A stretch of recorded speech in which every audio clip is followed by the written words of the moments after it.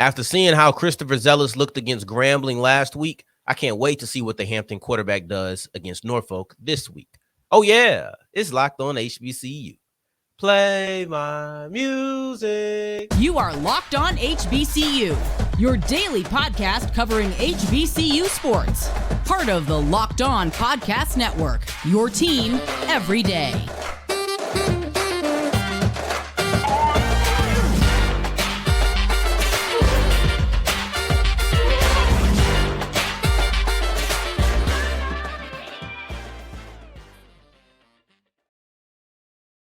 Family, welcome back to another episode of the Locked On HBCU podcast, your number one daily one-stop shop for everything HBCU athletics, Monday through Friday, part of the Locked On Podcast Network, your team every day. And I, of course, am Darian Gray, a.k.a. the Mouth of the South, Texas Southern alum and former TSU Herald Sports editor and current contributing writer at USA Today's Saints Wire.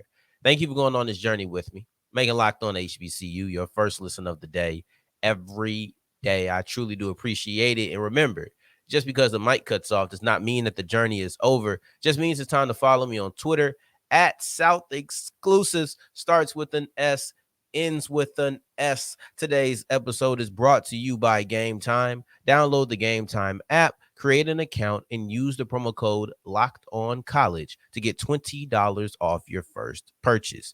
We have a stacked show today. I'm very excited. We wrap it up with the extra games to watch, right? We have our game of the week tomorrow, but we have the other games that are important in the third segment of today. Before that, D. Davis and the game plan that Alabama State has created for him is beautiful. Like, this is a beautiful example, and I want to double back to it. But before any of that, we are going to discuss another quarterback, and that's Christofer Zellous, because he leads one of two players that I'm really excited to watch in this week's action. Now, when I was watching the Hampton Grambling game, it wasn't much live. I wasn't able to watch it much live because I'm getting ready for the Texas Southern game. I'm ready to, got to shower, got to do all the things you got to do to prep for you to leave and all of that. So I wasn't able to really focus too much on the Grambling game because I had other things I needed to do. But I was able to watch a little bit of it. And I was like, man, this Hampton quarterback is looking good. Like, Christofer Zellous, man, this guy looking good. Let me make sure I record this so I can come back to watch it later, because, I do want to see the game. I want to see what's happening. And then I was like, okay, he was able to continue it. He was able to keep it going because I saw that he got the CAA Player of the Week. It was a little bit of a spoiler, but at the same time, I wanted to see how it happened. No matter, just because I could look at the stats, I could look at the accolades, but actually seeing how it happened was important to me.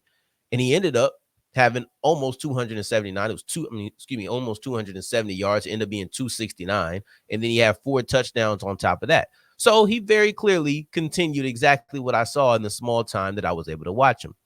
This guy was dynamic through the air. I thought he had a lot of absolute precision passes. He was really good on the ground, had a career high in rushing yards.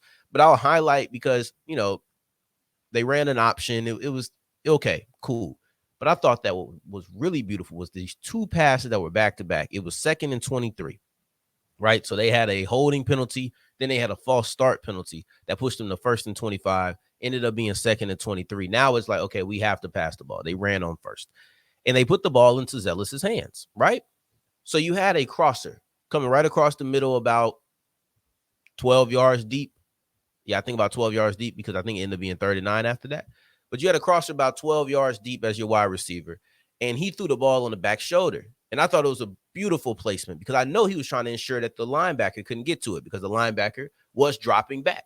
The linebacker was a bit slow. I don't know if he would have got to it with a good pass, but it was more so just ensuring that he couldn't get there. So when you put it on the back shoulder of the wide receiver, make him have a little bit of an adjustment, I also think that it led to him not getting hit as hard. It was still a pretty hard hit, but if he's continuing to go forward on his momentum, well, that's exactly where the defensive back is headed.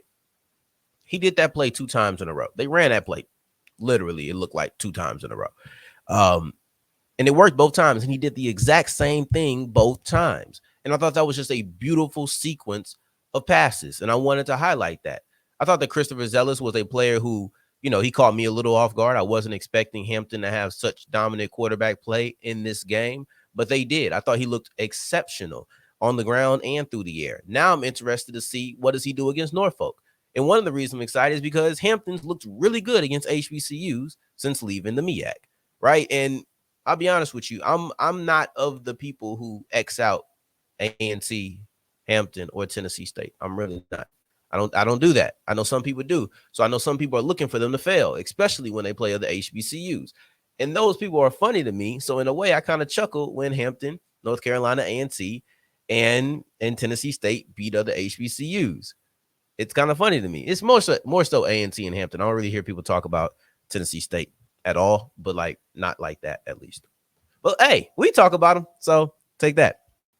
The other play I wanted to really look at was Jarveon Howard because he interests me a lot, and specifically because he's going against Stephen F. Austin this week. So last week wasn't a great week for him against Southern Miss. It just wasn't, right? So he ended up having 13 carries for 47 yards, I think. So it wasn't a great day. Just wasn't a great day for him. That's fine. Last year he had a game against Tulane where he had 8 carries for 8 yards, one a pop. Like it happens. But the reason he was able to still achieve over 1,200 yards was because he had explosive games. And that's just one FBS game. That's not going to happen all the time, right? So one of the explosive games that he had was against Stephen F. Austin. Well, this week, Alcorn plays Stephen F. Austin.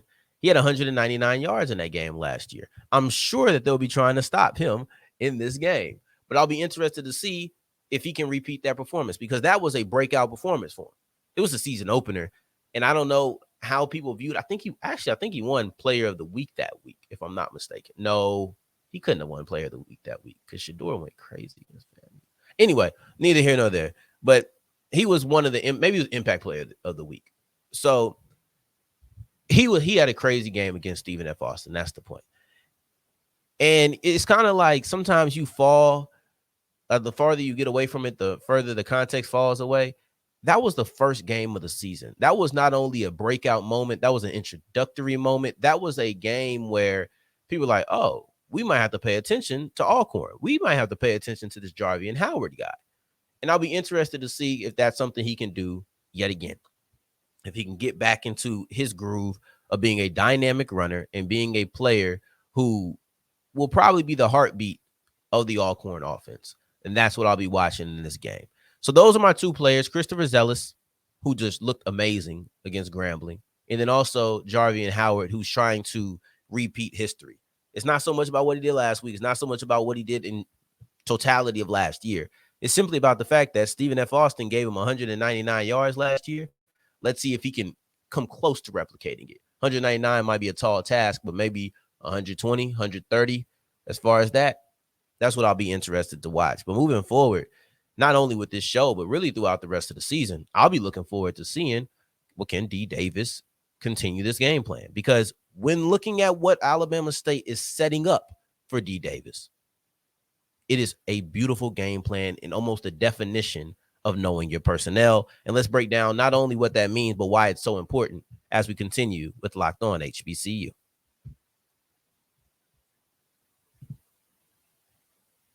Today's episode is brought to you by LinkedIn. And if you're on LinkedIn Jobs, if you're not on LinkedIn Jobs, like, what are we doing? What are we doing? Are we not trying to help our business grow? If that's what you're trying to do, I understand not being on LinkedIn. Only people who aren't on LinkedIn are the people who don't want their business to grow. But if you want your business to grow, you can post your job for free at LinkedIn.com.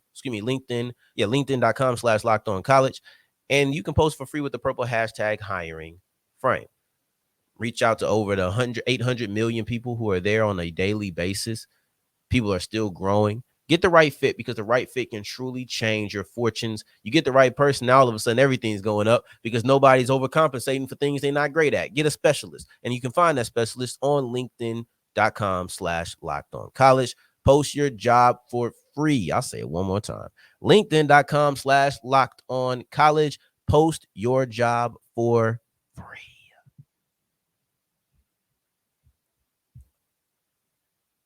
As we continue rolling with today's episode of Locked On HBCU, I appreciate you for making this your first listen of the day every day. On Friday, we'll have our college football live for Locked On College. They're going to have breakdowns of college football playoff implications, recaps of week 1, looking out into week 2, rivalry games, everything here live 10 a.m. to noon Central. That's the first time I've ever got that time correct. So pat myself on the back for that. But I think that Alabama State should pat themselves on the back for the game plan that they drew up for D Davis. Honestly, the game plan for D Davis is a beautiful example of building around your quarterback. I loved it. And I don't think I loved it at the moment, but it hit me. I'll take you behind the curtains. You know that I always love doing that. Yesterday morning, I was titling our episode for yesterday morning, and it was about D Davis, it was about Alabama State, and I was trying to figure out how to get it down because you only get 100 characters. And titling really isn't a strong suit for mine. If you go watch how much I title, that's scrap it, scrap it, scrap it. Like that's me a lot of times. And this was no different. But one of the ones that I scrapped, mostly because I just didn't think it would fit in the 100 character limit, was it was about D Davis fitting in the system. And I just thought, I was like, dang, that would be a good topic. So here we are today with this topic because we didn't fully dive into it. We discussed it a little bit and we discussed what the game plan was. The game plan is short passes, run the ball. If you don't see it, run. That's you, right? So I mean, when I say run the ball, I mean with our running backs. So you have short pass from D Davis, running game, period. And then in the passing game, if you don't see it quickly, D, run. It sounds simple. It really does. But I thought it was a really good game plan. Now, I called it limited at the moment. You may call it limited. I'm not so sure that limited is not an appropriate adjective to use in this situation. But I think one that is more positive is specialized. This is a specialized game plan. And that's what you're supposed to do. You're supposed to specialize it. Now, tell me this. If you had a wide receiver who was not strong at stretching the field, would you use him as your consistent deep threat? No, you wouldn't.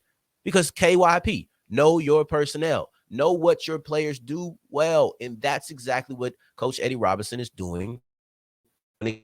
Davis, he understands that this is what he does well. Quick passes, run the ball. That's what he does well. Many people thought D Davis was going to lose the job, but he didn't. Okay. And now it's time to, and I think most people have, it's time to get over it and realize, okay, this is how we're going to build around D Davis. I want to play a clip. I want to play a clip that really hammered this idea home. It's from yesterday. Yeah, yesterday's episode with Mason Smith. And he was discussing about the decision to continue the game plan in the way that it was, despite D Davis showing a little bit more in the passing game than he did last year. I think it's pretty simple. When you know a quarterback is still developing that area of his game, you don't want that to be a reliable aspect of it. You just want him to be great at certain times. You know, he said it, like I said in the story, if he was a linebacker going against D Davis or he was a DC coaching against him, he would tell his defense, let's keep him in the pocket. Let's make him a pocket passer. Pocket passer. That's what the last thing said. I don't know why I clipped off, but you want to make him a pocket passer. And the reason I thought that this was the point that really hammered it home is because I'm sitting here thinking about what I want in a quarterback, what I want my QB to do. You know, the reason I asked that question is because we discussed how D Davis made some very important throws towards the end of the game. And I think many people wouldn't have thought he would have been able to do that. So maybe that was a sign of growth. Why not give him more chances to grow? I was wrong. I'll say it straight up. Like, I wasn't giving, analysis or whatnot at the moment, but I think my thought process was a tad bit wrong for two reasons. One, you are giving him the opportunity to throw. It's just, we're not looking for you to go through three different reads. If your first wide receiver isn't open, maybe he goes to the second. But when I hear this, it feels like one, and if two isn't immediate, run. We're not taking long decisions. We're not taking sacks. We're making quick decisions. 1, 2, go. So basically, if your first option isn't open, look at your second option. If your second option isn't open, go. We're not going to third options. Sounds like we're not even really worried about checkdowns for real. We're worried about running the ball, getting positive yardage. We're not taking sacks. We're not doing that. We're not waiting around looking for something. And the reason we're not doing that is because we understand that your legs are a strong suit of yours. We understand that running the ball from the quarterback position is something that adds an extra dynamic to our offense, and it's something that you're good at. Let's not sit here and make you a pocket passer, because if I was a defender going against you, I'd be extremely excited to see D Davis as a pocket passer. It limits you, so don't limit us. That's the thing about quarterbacks. That's the thing about your team. Anything you do that hurts your individual player hurts your team in total. If I'm making it where my quarterback is not in a situation where he's going to succeed, well, then if he fails, I fail. That's the way I look at it. That's why I don't understand if a coach doesn't try to put his player in the best position. It just doesn't make sense to me. So the thing is, he's given opportunities to throw the ball. It's not as if they're not calling those plays. It's just a quick read. So that was one of the reasons I was like, okay, maybe I'm wrong about that, because he is given that opportunity more often. They're not only doing short passes. They're not only doing that. But then also KYP, know your personnel. It's like Davis said, or excuse me, like Mason said. If I was a defender, I'd want you to be a pocket passer. It's something he's still developing. He's still developing his passing. Well, if he's going to be the quarterback and he's developing his passing, then he needs to do something to be effective. And what makes him effective is quick decisions in short passes. So if that's what's needed, that's what's going to happen. Simple and plain. I thought that was easy. You take his strengths and you maximize them. You take his weaknesses and you minimize them. Period. That's how coaching works. That's what a good coach is going to do. If you can't do that, you're not a good coach, period. If you can't take what a player does well and make him do that, if you can't take what a player does poorly and keep that away from him, you're failing your player. You're not a good coach, period. You know? And then also, I do think you're going to have to expand the offense, because I don't think it's going to work every single week. I don't even know how much it worked last week. You scored 14 points. And one was like a 17-yard drive off of a fumble that your defense created. Like, you're going to have to expand it a little bit. Then again, you are looking at Southern, who is one of the best defenses in the SWAC. So maybe you're not going to have to expand it all the way. I'll be interested to watch once SWAC play starts and they're not going against teams like Jackson State and FAMU. I'll be interested. I'll be watching that. But overall, you're understanding your personnel and you're giving him the opportunities. If D. Davis can make the throws when he needs to, that's just going to be icing on the cake. And that'll really help your offense, because if you can count on D. Davis to pass the ball, then you're going to be a much better offense because of it, period. Right? You have to understand, D. Davis was in a quarterback battle with Damon Stewart. And many people are questioning, how certain is he of his job? Like, things like that. And I will say this. He won that quarterback battle.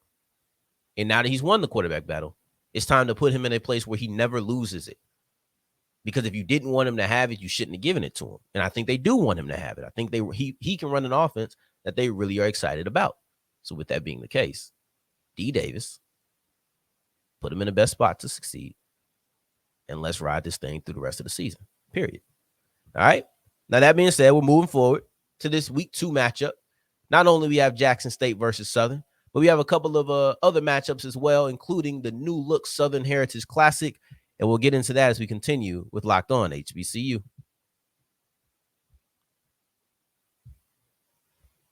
Today's episode is brought to you by Game Time, and Game Time is the best app for last-minute decisions. Maybe you're looking for a Jackson State, Alabama State, or a Jackson State Southern ticket. Unfortunately, they're sold out. But maybe you're looking for a Tennessee State UAPB ticket, and you're in the Tennessee area, right?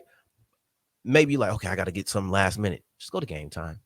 Just go to Game Time. It's simple, right? You download the app, use the promo code Locked On College. You even get $20 off your first purchase. Really easy. Really easy. And no more time to be stressed out about procrastinating.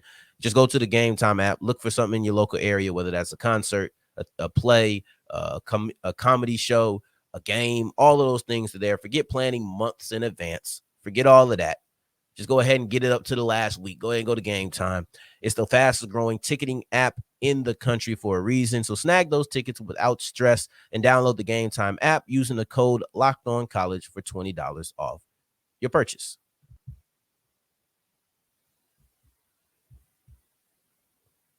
As we're wrapping up today's episode of Locked On HBCU, I appreciate you for making this your first listen of the day, every day, making it all the way to segment 3. And I thank you 2 times for that. And we have our game of the week next week, or tomorrow, excuse me.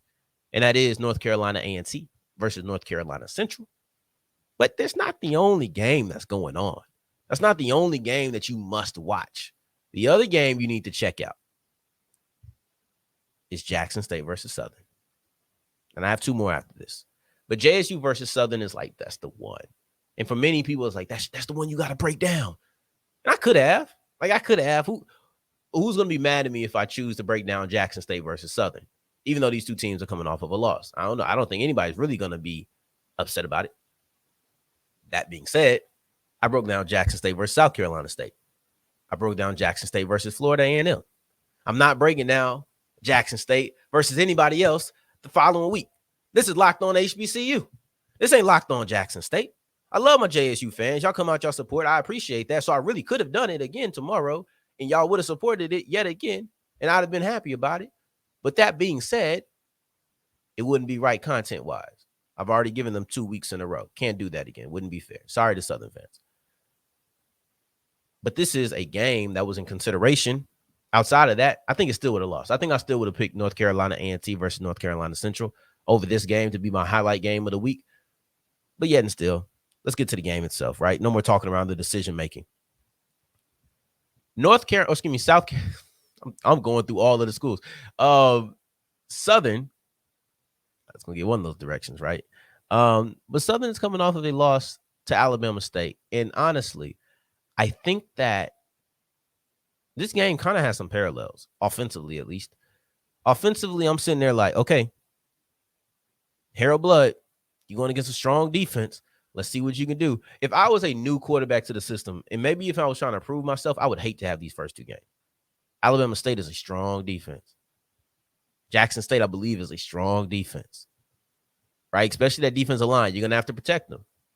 I'm more worried about the defensive line. That's the thing that's getting me. Not the secondary like it was with Alabama State, but I'm looking at the defensive line. Well, how are you going to protect against them? So that offensive, not only is that offensive line need to protect for the quarterback, the offensive line needs to make sure that their running game is much better. You have Gary Quarles back there. He needs to be much better. You need to have the running game be more effective than it was against Alabama State. I can say the same thing with Jackson State. Now, granted, part of that means not getting down 28-0. That's just real. So I want to see, is Jason Brown going to start? Is Zy McDonald going to start? Part of me kind of hopes Zy McDonald starts just so I can see a little bit of drama. I want to see if Zy McDonald plays well, what happens week 3. I'm messy for that, but I want to see it. Like, okay, if Zy McDonald comes down, he balls. Just really goes crazy. Let's just say similar or a little bit less than what Jason Brown looked like against South Carolina State. Are we in a point where we got to make a decision? If Jason Brown just goes ahead and starts because he is dealing with an injury and they think he'll be ready to go, but in case he isn't, but if he does start, all right, cool. He just continues going. It's just the season. I don't know. I'm looking for that backup storyline. I'm just being real with you. I'm looking for Zy McDonald to sit there and say, okay, I should be the quarterback. I should have always been the quarterback. And now TC got to make a decision. By the way, I like TC. I've seen a couple of interviews from him. I like TC. That being said, Tennessee State versus UAPB, the new look Southern Heritage Classic. You have Arkansas Pine Bluff venturing over there. And this is really the intrigue around the game. The fact that it's the new Southern Heritage Classic. If this was just a regular game, I don't know if I'm really excited to watch this, but I am excited to see the Southern Heritage Classic without Jackson State. And it's going to be on HBCU Go, excuse me. So that'll be an interesting game. UAPB has some really nice moments at the beginning of the Tulsa game, offensively and defensively. I thought they had some solid moments in that game just in the first quarter. Then you look at Tennessee State, who they ain't really had no solid moments against Notre Dame. But they are going to go with another 2-quarterback system. So Draylon Ellis has not just said, I am the starter. He actually seems to be the backup. So we'll see between him and Bryant who's going to be the guy. And then lastly, Alcorn versus SFA. I touched on this extremely briefly, very briefly, when it came to the Jarveon Howard aspect of it. I think they're going to sell out to stop Jarveon Howard. They didn't forget what Howard did to them last year. Call him Jarveon. They didn't forget what Jarveon did to him last year. Alcorn was 4 points away. SFA scored the winning touchdown with 2.5 minutes left in the game. This is an extremely close matchup.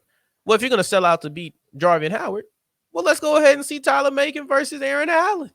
Now we might actually have a chance. Forget all that FBS stuff. Let's come on down to the FCS level. Let's see a team that you played really close last year, and let's see what you're able to do to them this year. Let's see if you get Jarveon Howard, who's able to carry the load, and is the reason that this offense is thriving in a game.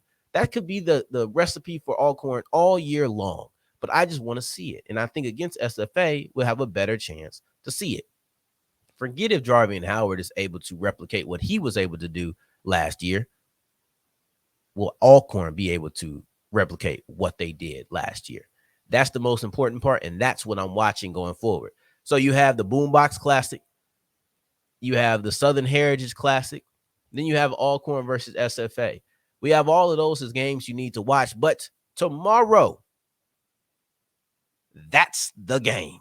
A&T Central, that's the battle that I'm looking forward to, and that'll be our game of the week. So I appreciate you for making this your first listen of the day. Every day, do the same tomorrow, pretty please, with a cherry on top. But until the next time that we hear each other, family, take care. Stay blessed. Peace.